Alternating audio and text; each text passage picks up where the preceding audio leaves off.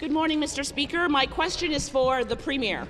Just this morning, CBC News is reporting that this Conservative government's cuts to the Criminal Injuries Compensation Board have resulted in sexual abuse survivors no longer receiving the therapy they are entitled to.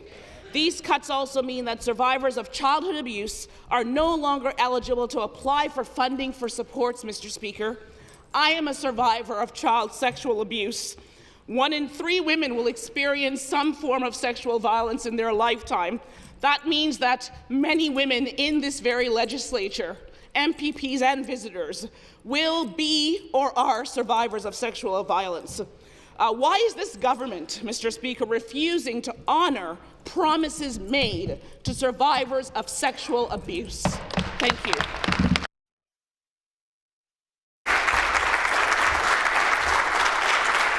Members, please take their seats. Questions to the Premier. Attorney General. Or to the Attorney General. Mr. Speaker, this is a serious area, and thank you for sharing that, the member from Toronto St. Paul's. It is critical that we provide resources immediately after violence. And so we have taken the VQRP program and doubled the funding from $6 million to $12 million. To have the resources there for those people immediately after a violent incident. And the VQRP program, that $12 million, allows victims to receive supports, whether it be cell phones, fixing locks, immediate counseling, residential.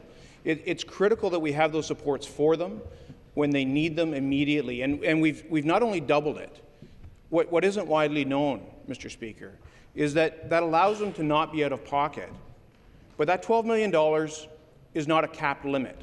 If the need is greater, we will increase the fund. And we've said that publicly on the record. It's not new right now.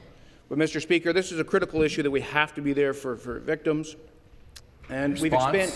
I'll have more to add in my supplementary. Thank you, Mr. Speaker. Thank you. Supplementary question. Thank you, Mr. Speaker. My question is again for the Premier. And just to state, gender-based violence, including sexual violence, disproportionately impacts women identifying people. I wanted to put that on record. Last night, we were contacted by a survivor of sexual violence, Kelly Grenier, who says that despite a signed settlement with the board, she can no longer access funding for therapy that is rightly hers.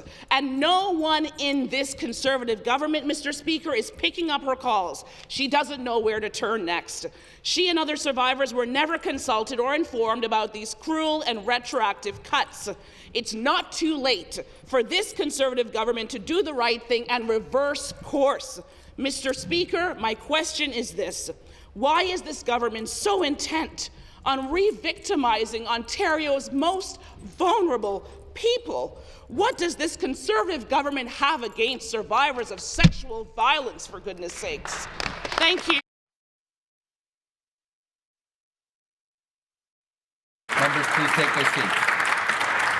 Questions been referred to the Attorney General. Thank you again, Mr. Speaker. And I want the opposition, I want the public to know how seriously we take victims of violence. It is a critical issue, and I would like to tell you this, Mr. Speaker. This is a personal issue for me as well. My mother was a counsellor. She was one of the founders of the York Region Victim Abuse Program that is still operating. I've been dealing with shelters and understanding that reality for a very long time, Mr. Speaker. This is not a new area of interest and passion for me. Let me tell you, Mr. Speaker, the Victim Quick Response Program that I spoke of has not only doubled the funding, not capped the funding, we've expanded services. Because we know things like human trafficking and it is such a heinous crime. And we know when people come out of those situations, that immediate aftermath of violence, that they need supports right away.